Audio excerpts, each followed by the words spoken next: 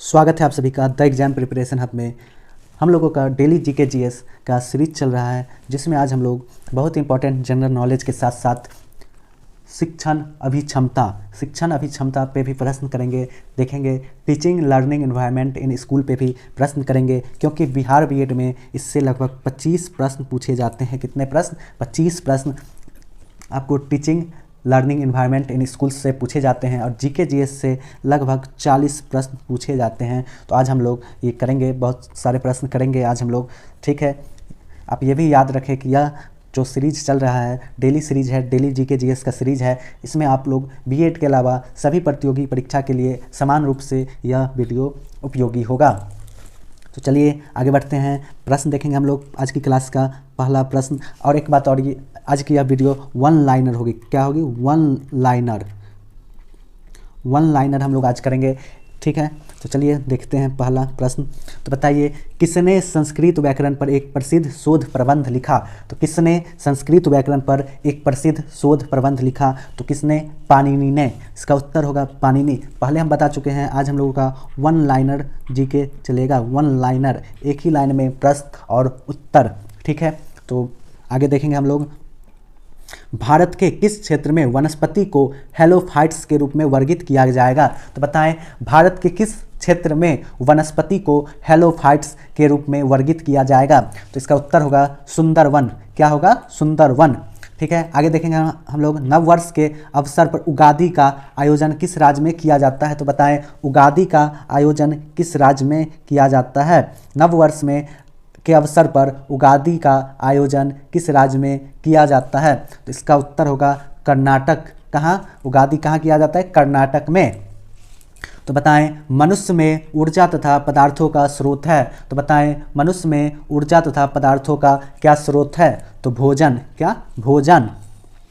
आगे देखेंगे, अगला प्रश्न देखेंगे। सितारा देवी का संबंध किससे है? तो बताएं, सितारा देवी का संबंध किससे है? तो कथक नृत्य से है। किससे है? कथक नृत्य से है। कथक नृत्य से है। कथक नृत्य से है। अगला प्रश्न देखेंगे हम लोग। स्कूल व्यवस्था की मुख्य जिम्मेदारी किसके ऊपर होती है? तो हमने पहले बताया, आज हम लोग teaching learning environment in school से भी कुछ प्रश्न देखेंगे। इससे लगभग एग्जाम में 25 प्रश्न पूछे जाते हैं। तो उसी से यह प्रश्न है, स्कूल व्यवस्था की मुख्य जिम्मेदारी किसके ऊपर है? तो इसका सही जवाब होगा प्रिंसिपल। किसके ऊपर है स्कूल व्यवस्था की मुख्य जिम्मेदारी? तो प्रिंसिपल के ऊपर है। आगे बढ़ेंगे, अगला प्रश्न देखेंगे। शिक्षक छात्रों की क्षमता को किस तरह मापता है? तो बताएं, शिक्षक छात्रों की क्षमता को किस तरह मापता है? तो बताएं, टीचर जो है स्टूडेंट की एबिलिटी को किस तरह मापता है? तो छात्रों की जांच करके, अर्थात एग्जाम लेकर, ठीक है। आगे देखेंगे, आदत किसे कहते हैं? तो बताएं, आदत किसे कहते हैं? तो किसी कार्य की पुनरावृत्ति को हम लोग क्या कहते हैं? आदत। क्या कहते हैं? किसी कार्य की पुनरावृत्ति को हम लोग आदत कहते हैं। अगला प्रश्न 9 नंबर का प्रश्न देखेंगे। स्कूल में अनुपस्थित रहना और भाग जाना, इसके क्या कारण हो सकते हैं? तो बताएं, स्कूल में अनुपस्थित रहना, स्कूल में जो है बच्चों का अनुपस्थित रहना और स्कूल से भाग जाना, इसके क्या कारण हैं? तो इसका सही जवाब होगा अप्रभावी शिक्षक, अभ्यास क्रम में रुचि का अभाव और शिक्षण की निर्बल पद्धति। अप्रभावी शिक्षक, अभ्यास क्रम में रुचि का अभाव और शिक्षण की निर्बल पद्धति के कारण बच्चे स्कूल में अनुपस्थित रहते हैं और भाग जाते हैं। आगे बढ़ेंगे हम लोग। अगला प्रश्न देखेंगे 10 नंबर का प्रश्न। व्यक्तित्व से आप क्या समझते हैं? तो बताएं, व्यक्तित्व से आप क्या समझते हैं? तो सही जवाब है व्यक्ति का व्यवहार, किसी भी व्यक्ति का व्यक्तित्व होता है, ठीक है। आगे बढ़ेंगे हम लोग। स्कूल से ड्रॉप आउट होने का मतलब क्या है? तो बताएं, स्कूल से ड्रॉप आउट होने का मतलब क्या है? तो स्कूल से ड्रॉप आउट होने का मतलब है स्कूल हमेशा के लिए छोड़ना। स्कूल हमेशा के लिए छोड़ना, अर्थात स्कूल से ड्रॉप आउट हो जाना। अगला प्रश्न देखेंगे 12 नंबर का प्रश्न। लॉर्ड कर्जन किसके समय काल में नहीं हुआ? कौन सा कार्य जो है लॉर्ड कर्जन के समय काल में नहीं हुआ? तो इसका सही जवाब है हंटर आयोग का गठन लॉर्ड कर्जन के काल में नहीं हुआ, ठीक है। आगे बढ़ेंगे हम लोग। अगला प्रश्न देखेंगे। किस क्षेत्र की मृदा का निर्माण ज्वालामुखी शैल असिताश्म के अपक्षय द्वारा होता है? तो बताएं किस क्षेत्र की मृदा का निर्माण ज्वालामुखी शैल असिताश्म के अपक्षय द्वारा होता है? तो इसका सही जवाब है दक्कन का पठार। अगला प्रश्न देखेंगे, छऊ किस राज्य का प्रसिद्ध लोक नृत्य है? तो बताएं छऊ किस राज्य का प्रसिद्ध लोक नृत्य है? तो इसका सही जवाब होगा झारखंड। छऊ झारखंड का प्रसिद्ध लोक नृत्य है। आगे बताइए, निम्नलिखित में से कोशिका की आत्महत्या की थैली के रूप में किसे जाना जाता है? तो बताएं निम्नलिखित में से कोशिका की आत्महत्या की थैली के रूप में किसे जाना जाता है? तो कोशिका की आत्महत्या की थैली के रूप में लाइसोजोम को जाना जाता है। किसे? लाइसोजोम। आगे बढ़ेंगे, अगला प्रश्न देखेंगे, वर्गखंड में शिक्षा के लिए क्या आवश्यक है? तो बताएं वर्ग में शिक्षा के लिए क्या आवश्यक है? सही जवाब होगा छात्रों की जिज्ञासा वृत्ति, उचित पर्यावरण और पारंगत शिक्षक। तो शिक्षक यदि पारंगत होंगे तो बच्चे अच्छे से पढ़ेंगे। उचित पर्यावरण होना चाहिए क्लास में, छात्रों की को जिज्ञासा होना चाहिए पढ़ने के लिए, और उचित पर्यावरण का अर्थात साफ सुथरा क्लासरूम होना चाहिए, सही सुगम अवस्था में सभी कुछ होना चाहिए। ठीक है, आगे देखेंगे हम लोग, निम्नलिखित नदियों में के युग में से किसे सर्वप्रथम जोड़ा गया? तो बताएं नदियों के युग में किसे सर्वप्रथम जोड़ा गया? तो गोदावरी और कृष्णा को सबसे पहले जोड़ा गया। किसका ज्ञान हमें स्वयं को समझने में अत्यधिक मदद करता है? तो बताएं किसका ज्ञान हमें स्वयं को समझने में अत्यधिक मदद करता है? तो शिक्षित होने पर ही हम अपने आप को सही ढंग से समझ सकते हैं। ठीक है, आगे बढ़ेंगे, प्रायः किस अवस्था में बच्चे विद्यालय में समायोजन संबंधी समस्याओं से ग्रस्त हो जाते हैं? तो बताएं प्रायः किस अवस्था में बच्चे विद्यालय में समायोजन संबंधी समस्याओं से ग्रस्त हो जाते हैं? तो विद्यालय पूर्व अवधि में बच्चे समायोजन संबंधी समस्या से ग्रस्त हो जाते हैं। ठीक है, अगला प्रश्न देखेंगे 20 नंबर का, बच्चों की कल्पनाशीलता दर्शाता है। तो बताएं बच्चों की कल्पनाशीलता क्या दर्शाता है? तो आयु संबंधी उनके रुझान।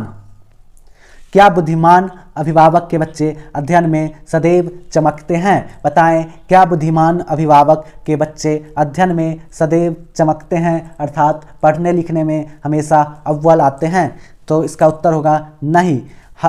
ठीक है, नहीं, बुद्धिमान अभिभावक के बच्चे अध्ययन में हमेशा नहीं चमकते हैं। ठीक है, आगे बढ़ेंगे, अगला प्रश्न देखेंगे, समाज में हो रहे नैतिक पतन को रोकने के लिए सर्वश्रेष्ठ विकल्प है। तो बताएं समाज में जो असंस्कार फैल रहा है उसको रोकने का सबसे बेस्ट विकल्प क्या है? तो इसका सही जवाब होगा शिक्षक द्वारा सदाचरण सिखाना। शिक्षक जो संस्कार सिखाएंगे तभी बच्चे आगे चलकर कोई भी दुर्व्यवहार नहीं करेंगे, हमेशा संस्कारी बन के रहेंगे। आगे बढ़ेंगे हम लोग, मानव जन्म मुक्त लेता है परंतु सभी ओर से वह जंजीरों में है, यह विधान किसने दिया? तो बताएं मानव का जन्म मुक्त है लेकिन वो हर जगह जंजीर में बंधा हुआ है, यह किसने कहा? तो रूसो ने कहा। किसने कहा? जीन जैक्स रूसो ने कहा।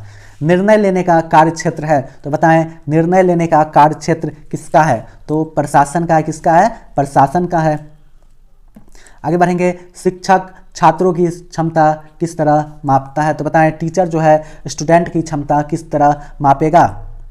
तो छात्रों की जांच करके, अर्थात एग्जाम लेकर ही कोई भी टीचर अपने छात्र की क्षमता को माप सकता है। ठीक है, छात्रों को विज्ञान विषय कैसे सिखाना चाहिए? तो बताएं स्टूडेंट को जो है साइंस सब्जेक्ट कैसे सिखाना चाहिए? छात्रों को विज्ञान विषय कैसे सिखाना चाहिए? तो छात्रों द्वारा प्रयोग करवा कर ही छात्रों को विज्ञान का विषय, अर्थात प्रैक्टिकल करवा कर ही छात्रों को विज्ञान का विषय सिखाना चाहिए। आगे बढ़ेंगे, अगला प्रश्न देखेंगे, विद्यार्थी को सही ज्ञान कैसे दिया जाता है? तो बताएं विद्यार्थी को सही या उपयुक्त ज्ञान कैसे दिया जाता है? तो विद्यार्थी का स्व अध्ययन करना, अर्थात सेल्फ स्टडी करना, सेल्फ स्टडी करके ही कोई भी स्टूडेंट अच्छा कर सकता है। सेल्फ स्टडी द्वारा, अर्थात स्व अध्ययन द्वारा विद्यार्थी को सही ज्ञान दिया जाता है। आगे देखेंगे, भाषा का व्यवहारिक ज्ञान सिखाया जाता है। तो बताएं भाषा का व्यवहारिक ज्ञान सिखाया जाता है कैसे? तो भाषा प्रयोगशाला में भाषा बोलकर। ठीक है, कुख्यात विश्वासघाती मीर जाफर किस युद्ध से संबंधित है? तो बताएं अगला प्रश्न जीके से है। जीके से यह प्रश्न है, कुख्यात विश्वासघाती मीर जाफर किस युद्ध से संबंधित है? तो मीर जाफर को विश्वासघाती कहते हैं। यह प्लासी के युद्ध से संबंधित है। आगे बढ़ेंगे, अगला प्रश्न देखेंगे। ताजे जल की तुलना में समुद्री जल का हिमांक बिंदु होता है। तो बताएं, ताजे जल की तुलना में समुद्री जल का हिमांक बिंदु होता है, क्या होता है? निम्न होता है। क्या होता है? निम्न होता है। आगे देखेंगे, निम्नलिखित में से कौन मुक्त व्यापार को सबसे अच्छे से परिभाषित करता है? तो बताएं, मुक्त व्यापार को सबसे अच्छे से परिभाषित करने वाला है निर्यात और आयात पर कोई प्रतिबंध नहीं होना। मुक्त व्यापार का सबसे अच्छा उदाहरण है या उसका परिभाषा है। निर्यात और आयात पर कोई प्रतिबंध नहीं होना ही मुक्त व्यापार का परिभाषा है। ठीक है, आगे देखेंगे, एक अभिभावक आपसे विद्यालय में मिलने के लिए कभी नहीं आता है, आप स्वयं उनसे मिलने जाएंगे। क्यों? क्योंकि स्वयं आप उनसे मिलने जाएंगे। ठीक है, कक्षा में जो विद्यार्थी प्रश्न पूछते हैं उन्हें क्या कहते हैं? ये फिर से teaching learning environment in school से प्रश्न है। ठीक है, तो जो कक्षा में जो विद्यार्थी प्रश्न पूछते हैं उन्हें लगातार प्रश्न पूछने के लिए प्रोत्साहित किया जाना चाहिए, या नहीं उन्हें स्टूडेंट को हमेशा प्रोत्साहन देना चाहिए कि और तुम और अधिक प्रश्न पूछो, या ऐसा नहीं करना चाहिए टीचर को कि उन्हें डांट देना चाहिए कि तुम कितने प्रश्न पूछते हो। उन्हें हमेशा प्रोत्साहित करना चाहिए। अध्यापक की मुख्य भूमिका की पहचान है, एक बताएं। अध्यापक की मुख्य भूमिका की पहचान बताएं। तो वो नेता नहीं होते हैं। क्या होते हैं? नेता नहीं होते हैं, वो हमेशा सिखाते हैं। अध्यापक से पहले एक अध्यापक क्या करता है? तो बताएं, अध्यापक से पहले एक अध्यापक क्या करता है? तो पढ़ाने से पहले एक टीचर क्या करता है? तो वो क्या करता है? विद्यार्थियों की रुचि की जानकारी लेता है। अध्यापक पाठ की तैयारी हेतुओं की पहचान करता है। क्या करता है? विद्यार्थियों की रुचि की जानकारी लेगा। कोई भी टीचर, एक अच्छा टीचर वही होता है जो पढ़ाने से पहले विद्यार्थी इसमें कैसे रुचि ले यह जाने, उस जो पढ़ाना है उसकी पहले से तैयारी कर ले, और इससे प्रश्न की भी पहचान वह पहले से ही करके रखे। ठीक है, आगे देखेंगे, अगला प्रश्न देखेंगे हम लोग। सार्थक अध्यापन में शामिल है। सार्थक अध्यापन में क्या शामिल है? तो अध्यापक क्रियाशील है और विद्यार्थी क्रियाशील है, अर्थात अध्यापक जो है प्रैक्टिकल है और विद्यार्थी भी जिज्ञासा लेकर पढ़ रहा है। ठीक है, अध्यापन का सर्वप्रथम परिणाम है। तो बताएं, अध्यापन का सबसे पहला परिणाम क्या है? तो विद्यार्थियों के व्यवहार का इच्छित दिशा में बदलाव। तो विद्यार्थी जो ज्ञान लेगा तो उसका विद्यार्थी का इच्छित दिशा में बदलाव भी होता है। पहले से उसमें विद्यार्थी जो ज्ञान लेता है उसके बाद उसमें सुधार भी होता है। ठीक है, आगे देखेंगे हम लोग, अध्यापन की कार्य क्षमता की प्राथमिक आवश्यकताएं क्या है? तो सभी है। जो प्राथमिक आवश्यकता है, विद्यार्थियों का जिज्ञासा लेना, टीचर प्रभावी होना, ये सब प्राथमिक आवश्यकता होती है। ठीक है, अध्यापन में प्रश्नावली का कौशल बहुत जरूरी है। शिक्षण में विद्यार्थियों के क्रियात्मक भाग लेने के को निश्चित करने में जो प्रश्नावली का कौशल बहुत जरूरी होता है। ठीक है, एक अध्यापक को अपनी आय बढ़ानी है, आप उसे राय देंगे कि? तो बताएं, एक टीचर को यदि अपनी आमदनी बढ़ानी है तो आप उसे क्या राय देंगे? सबसे अच्छा राय होगा टीचर के लिए पुस्तक लिखना। वो जो पढ़ाते हैं, जो समझते हैं, उसको सिंपल रूप से एक बुक लिखे और उस बुक को सेल करें। ठीक है, तो एक सिंपल टीचर को, अध्यापक को कमाने, आय बढ़ाने के लिए बुक लिखना चाहिए। क्या लिखना चाहिए? बुक लिखना चाहिए। अगला प्रश्न देखेंगे, एक प्रिंसिपल होने के नाते आप अपने सह अध्यापकों को प्रोत्साहित करेंगे। तो बताएं, यदि आप एक प्रिंसिपल होंगे तो आप अपने सह अध्यापक अर्थात टीचर को कैसे प्रोत्साहित करेंगे? तो पिछड़े लोगों को ऊपर उठाने वाली समाज सेवा, भारत में और विदेशों में सेमिनार और कॉन्फ्रेंस और विषय के ज्ञान को बढ़ाने के लिए, रिफ्रेशर कोर्स में भाग लेने के लिए हम उन्हें प्रोत्साहित करेंगे। ठीक है, आगे बढ़ेंगे, एक अध्यापक विद्यार्थियों में सामाजिक और नैतिक मूल्य को जगाएंगे। कैसे जगाएंगे? तो बताएं, विद्यार्थी को यह पाठ्य सूची प्रवृत्ति में शामिल करके विद्यार्थियों को ज्ञान बढ़ाकर। विद्या का सबसे अर्थ है। तो बताएं, विद्या का सबसे उचित अर्थ क्या है? तो विद्यार्थियों में बदलाव आना विद्या का सबसे उचित अर्थ है। आगे देखेंगे हम लोग, विद्यार्थियों की जरूरत और रुचि का अध्यापकों का ज्ञान जो विषय में समाविष्ट है वो है क्या है? बताएं, शिक्षण का मानस शास्त्र। सत्तावादी स्तर पर तालीम है। तो बताएं सत्तावादी स्तर पर क्या तालीम है? तो अध्यापक केंद्रित। जब सत्तावादी शिक्षण होता है तो वह कैसा होता है? अध्यापक केंद्रित होता है।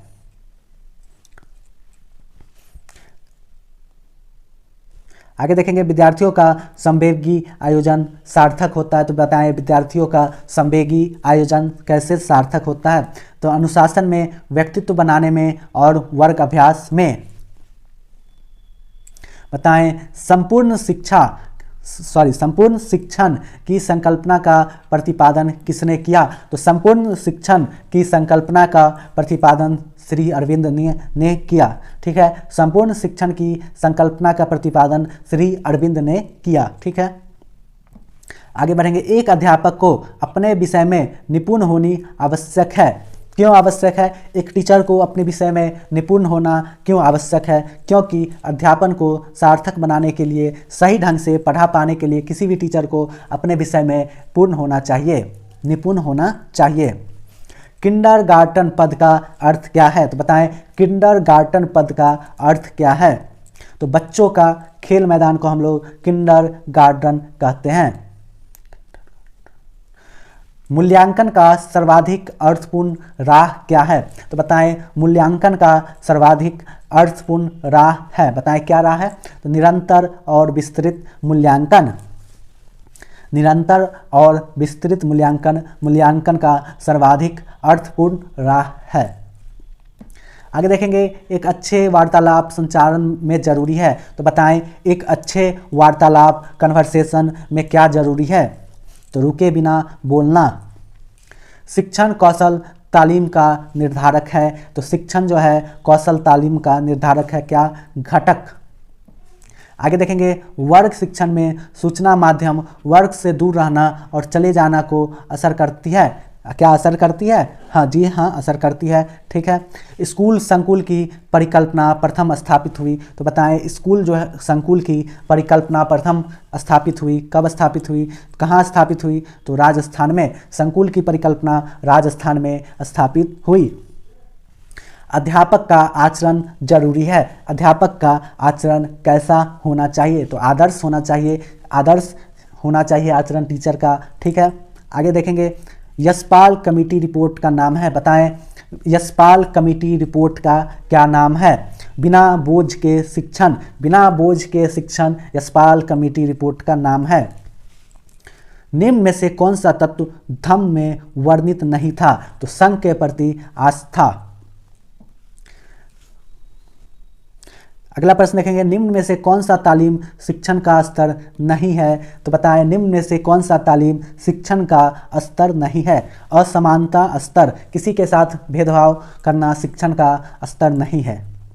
भेदभाव नहीं करना, ठीक है, भेदभाव करना शिक्षण का स्तर नहीं है। ठीक है,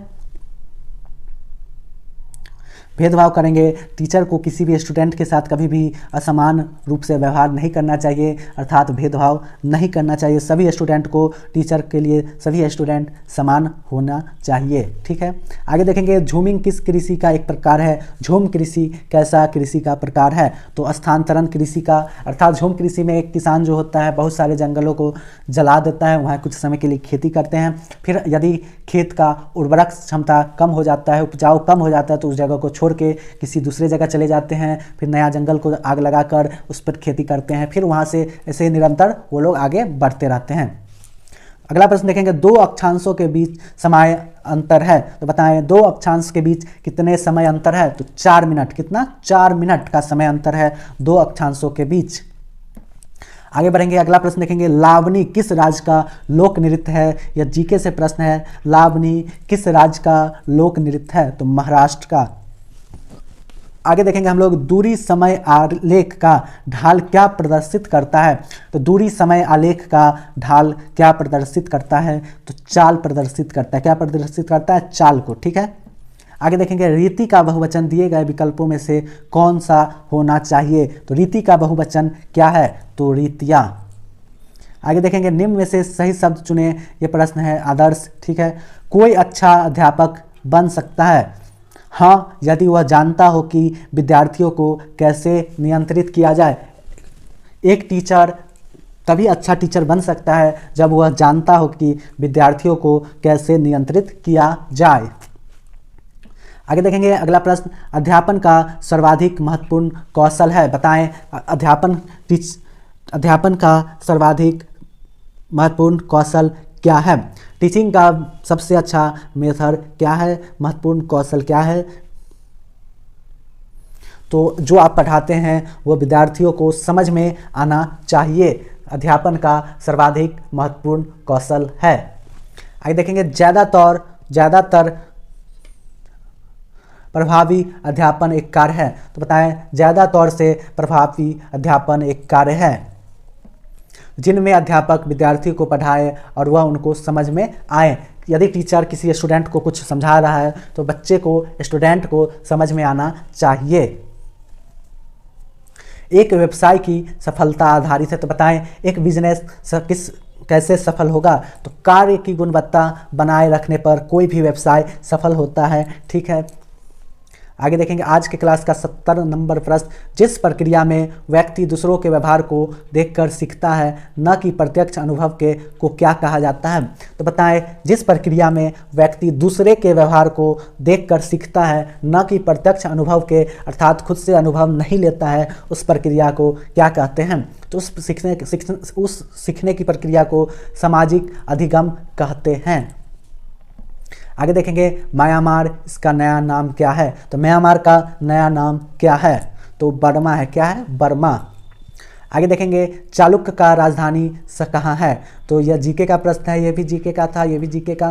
तो बताएं चालुक्य का राजधानी शहर था बदामी। कहाँ था, बदामी। आगे देखेंगे भारत के मूल निवासी कौन थे। तो बताएं भारत के मूल निवासी कौन थे। तो द्रविड़। कौन थे, द्रविड़। यदि यह वीडियो अच्छी लग रही हो तो वीडियो को लाइक करें। अगला प्रश्न देखेंगे केसर मसाला बनाते वक्त पौधे का निम्न में से कौन सा हिस्सा उपयोग करते हैं। तो बताएं केसर जो है मसाला बनाते समय उसका पौधे का कौन सा हिस्सा उपयोग में लाया जाता है। तो वर्ती काग्र जो है केसर के पौधे से लेकर हम लोग केसर मसाला बनाते हैं, वर्ती काग्र। याद रखिए आज के क्लास का अंतिम प्रश्न देखेंगे हम लोग, कौन से राज्य को बुद्ध धर्म का उद्गम कहते हैं। तो बताएं कौन से राज्य में बुद्ध धर्म की शुरुआत हुई। तो सभी जानते हैं आप लोग, बिहार में बुद्ध धर्म का शुरुआत हुआ। बिहार को बुद्ध धर्म के उद्गम स्थल के रूप में भी हम लोग जानते हैं। यदि यह वीडियो आपको अच्छी लगी हो तो वीडियो को लाइक करें, चैनल को सब्सक्राइब करें। वीडियो देखने के लिए धन्यवाद, थैंक यू। आज हम लोगों ने टोटल 75 प्रश्न जीके जीएस के साथ साथ ही teaching learning environment in school से भी किए। ठीक है, ऐसे ही हम लोग डेली जीके जीएस करेंगे। इसके लिए आप लोग इस चैनल से जुड़े रहें और इस चैनल को सब्सक्राइब करना न भूलें। धन्यवाद।